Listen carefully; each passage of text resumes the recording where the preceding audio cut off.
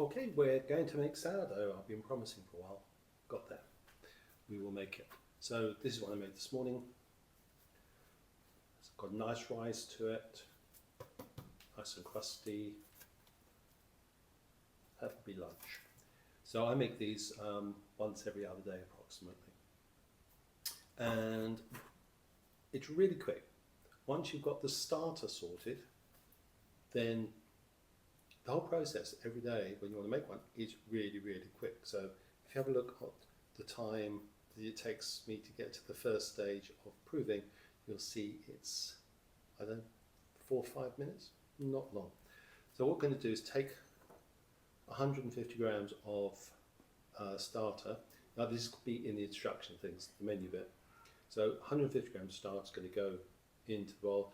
The starter lives in here, and I'm going to do a separate little episode in itself, which is how to create your starter, which also is not that bad an experience, how to keep it alive, and then how to use it. So basically, just get the starter.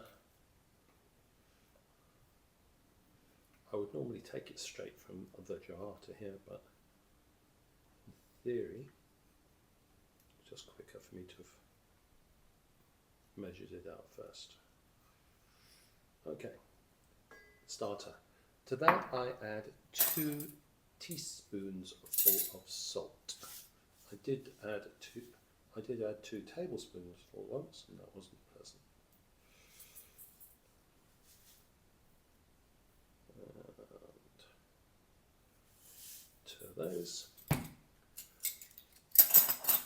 Now I'm just adding the water, and this I'm currently using 280 grams of water. I started off at 300, which is most of the recipes, and I found it just too sticky, unpleasant to work with. I couldn't do it. I think if you've got more experience, you can work with it, but I haven't. So I then dropped back to 260, which was fine, but there weren't that many bubbles, and I'd read if it needs to be more hydrated. So I'm now up to 280. So it's been a bit of a playing around, guesstimates, but I'm there with 280. I'm pretty happy. 280 on this loaf. So that's all good. And the only thing I now have to add is 500 grams of flour. So reset the scale to 0. I didn't know I had to do that stuff. That's why I say it out loud, in case there's other people like me who hadn't used digital scales. So 500 in theory is 2 lots of this. That's 258. Less on this one. This one with more.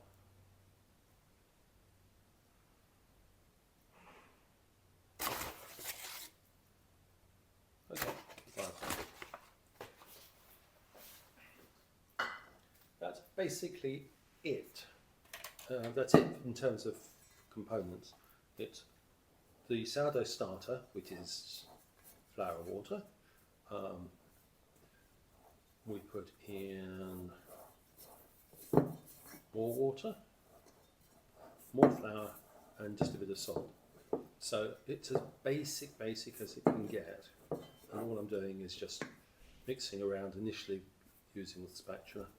You can get snazzy implements to do this, but it doesn't seem to make too much difference what you use. So it's definitely shaggy at the moment. So there's a temptation to put more water in at this stage. At least in the early days, I would avoid that temptation. Once you start using your hand on this, you'll see it is quite, still quite moist, and it'll be fine. A bit of history. Flatbreads were seemingly discovered to have been in existence 14,000 years ago, and sourdough bread, they found existence of it being 6,000 years ago. So 6,000 years ago is 200 grandparents ago. And the assumption is that people were making the flatbread for years, so 8,000 years, and then one day somebody left their flour and water. Normally happens that more than one person does this. A few people left their flour and water, and they came back a day or two later to find out that it was bubbling. And remember, it had been in African countries, Egyptian countries, where it had been hot. So the flour and water mixed, and it started bubbling. It just smelt a bit rank, but these guys were hungry. And so they decided to continue to make the loaf. And the loaf came out airborne, lots of air inside it. Now, all I'm doing here, sorry, I got distracted, I'm just picking up, bringing over. Picking up, bringing over. Picking up, so I'm just doing that all the way around. And what's happened already is it's nowhere near as rough as it was, and that's just a couple of minutes ago. So just working the dough quite gently, because there's air in there already and I don't want to squish all the air out. So this is effectively the first round of the proving. I'll just show you that. So it's already forming a dough, but it's rough. You'll see it'll start smoothing out. And I can do a better job on the bottom of the bowl, just to scrape some of it off.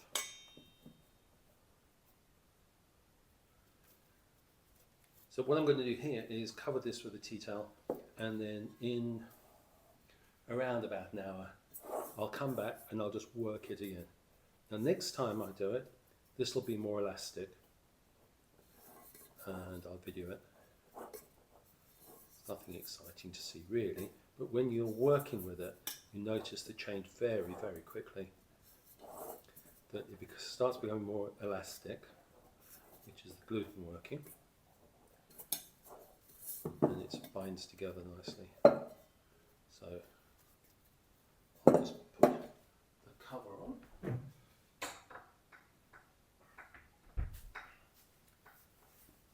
And I'll be back in about an hour just to do that next bit. That's it for the moment. Around an hour's gone by.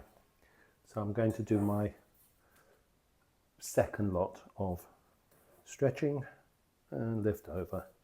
Stretch, lift over, stretch and lift over.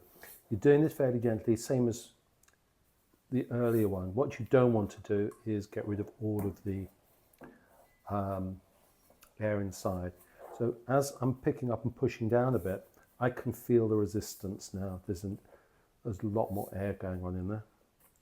So it depends on you how many times you want to go around. It's a weird thing. You get everyone who makes it saying something slightly different. I guess I just take it going around until it's not sticking. Parts aren't sticking at the bottom as I'm pulling round. It's a reasonable guide to go by, I guess. So as I'm pulling going around, just using the tips of my fingers, if you use your whole hand, I don't know why, but things get sticky. Actually, I do know why. The hand's probably warmer, creates moisture, and then gets stickier. All technical, good stuff. So now, this is already feeling a lot smoother. Still tacky, which is fine. This will then go under cover for another hour or so, and I'll do exactly the same thing next time round. Uncover it, do the bits, put the cover back on, and then just leave it. I think it's a little less than an hour when I looked at it last, but I'm going out, so I need to leave it. And after this one, this will be the third. It'll be fine if I just leave it for a few hours. But it's really nice. It's nice and soft. Feel the texture. It's really nice. Much smoother than it was before. And so I'm just doing the same thing again using my tips, my fingers, pulling and just gently pushing over.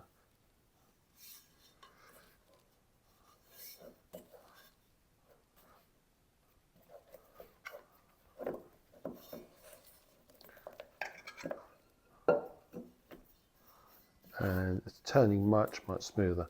So by the time I come back, I would expect that to be a nice dome. From there, I'll be able to go on and put it in to get it ready for the banneton. That's it for the moment. That's it. Nothing complicated. Okay, the dough's been proving now for about 4 or 5 hours because we went out, came back, fine, left it that time. And as you can see, it's much smoother at the top. Nice dome. So what I'm going to do is take it out.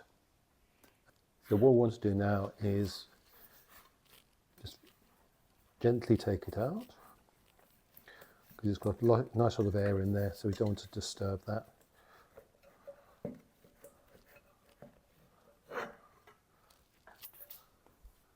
Whoops, sorry about that noise.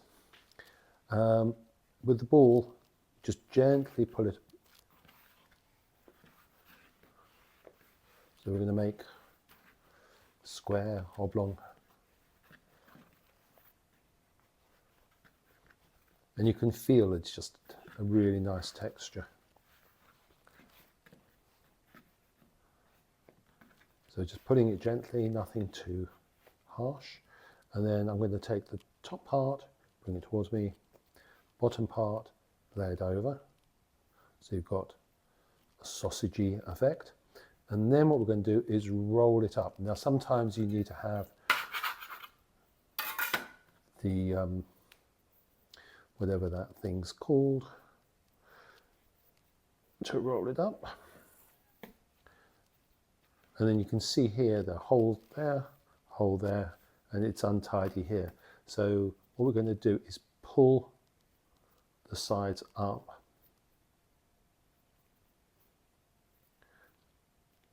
to cover that, and we're going to do the same thing again. Some people refer to this as stitching, and then you can just bring it together, both sides together in the middle, to make it look nice and tidy, and just pinch it all together. And the same with this side, just pinch that all together. So what we're not doing is getting rid of any of the air bubbles inside. It all feels nice and light and tidy.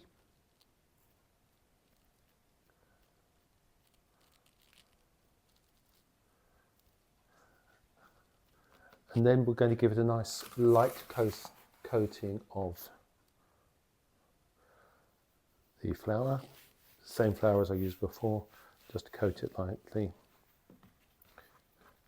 And again, scraper. I knew I'd find the word for it.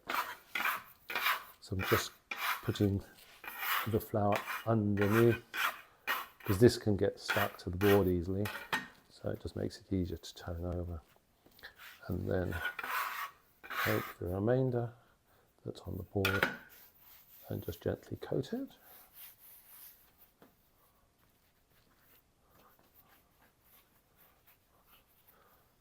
Very nice, and you can feel it's just nice and springy. Then banneton, if you're using a new one, you need to make sure that you've floured it properly all the way around. Otherwise you find this will get stuck inside. So this is just a little bit more. Just give it a bit of coating.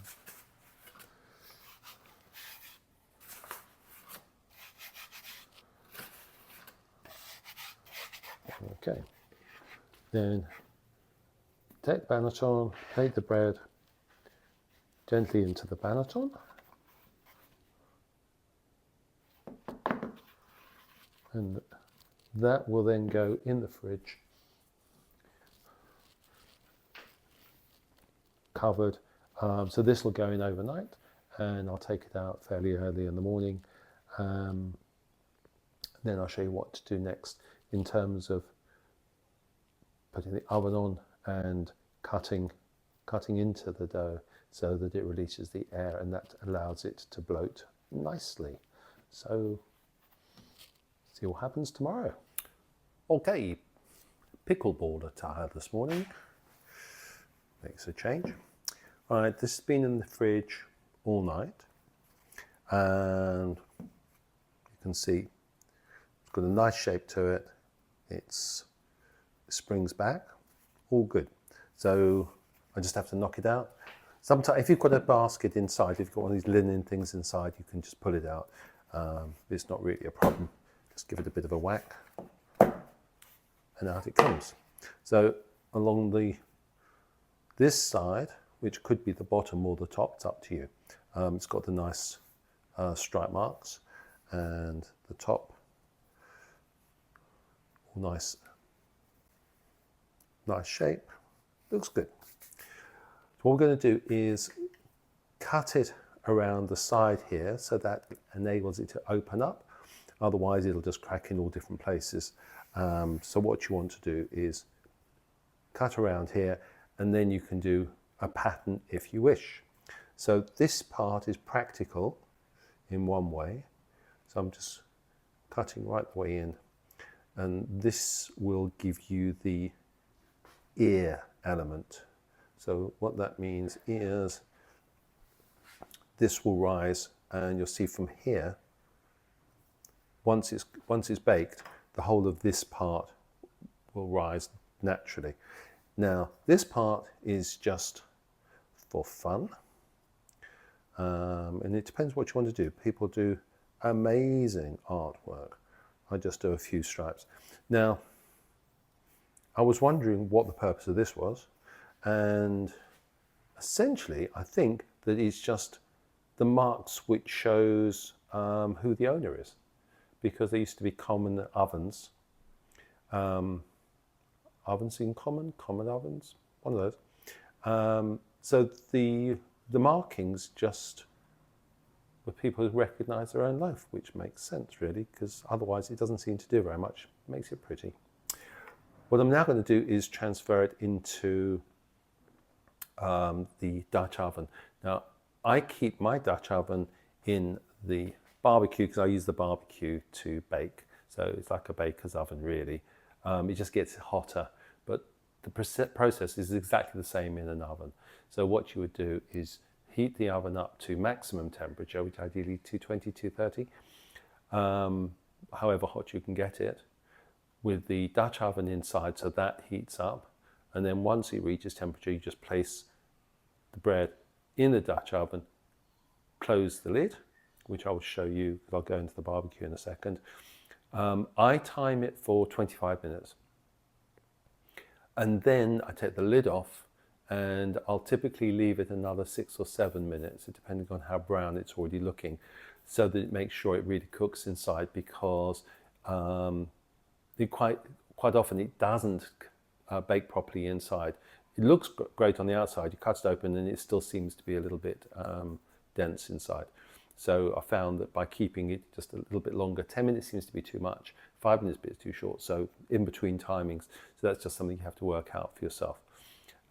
So we shall now take this outside and I'll rejoin you. Okay, we're at the barbecue, gloves on. So this is the Dutch oven. What I'm going to do is simply take bread, put it inside the Dutch oven, put the lid on.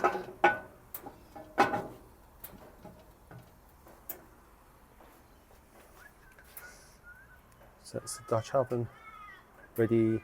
The temperature on this, it gets up to about 300 when the lid's shut. My oven doesn't go anywhere near that. So, and this takes half an hour to heat up. So I'm now put it inside there, and I'm going to leave it inside for 25 minutes.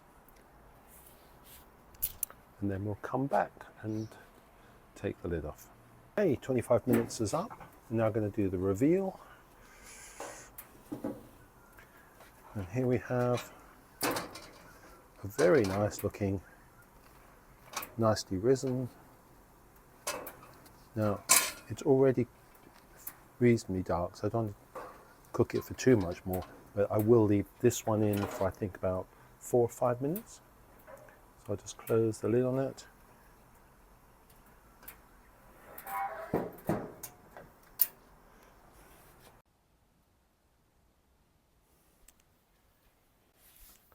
Okay, so here we have our loaf hot out of the oven. I left it in for another 5 minutes just to give it an extra bit of cooking inside, which sometimes needs. Doesn't do any harm doing it. And if you're doing it in an oven, it's going to be very similar. Get the heat up, put it on. An oven will probably take about an hour to heat up. You want to turn it to maximum, which hopefully will be about 230. So with the Dutch oven inside while the oven heats up, and then once it reaches temperature, just put your bread into your Dutch oven, and then wait 25 minutes, take the lid off, and just have an estimate of how much you think it needs extra cooking. And it can be a bit of trial and error, but that's bread making for you. So this looks really good. Nice crust, pretty at the bottom. My dopamine fix for the day. It's a bit like an Amazon delivery. It's regular, it's consistent, on time, brilliant. And all that from a bit of starter. Magic. Okay, so it's been a few hours since we baked this morning, and now's the time to see what it's like inside.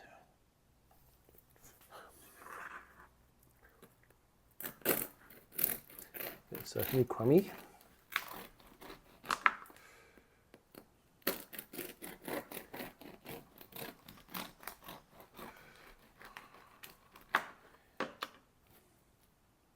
Looks good. I just had to share this with you.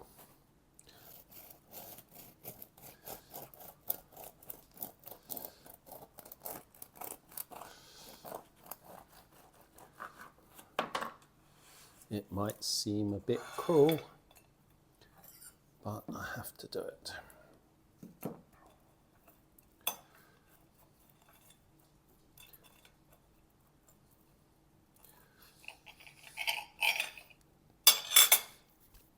Just on its own, butter or cheese, a nice brie, camembert, Vegemite, Marmite.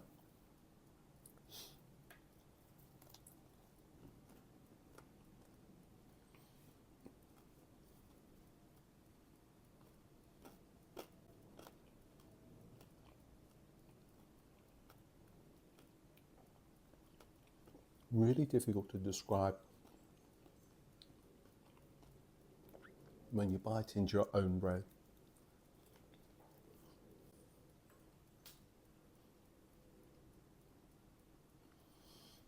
You've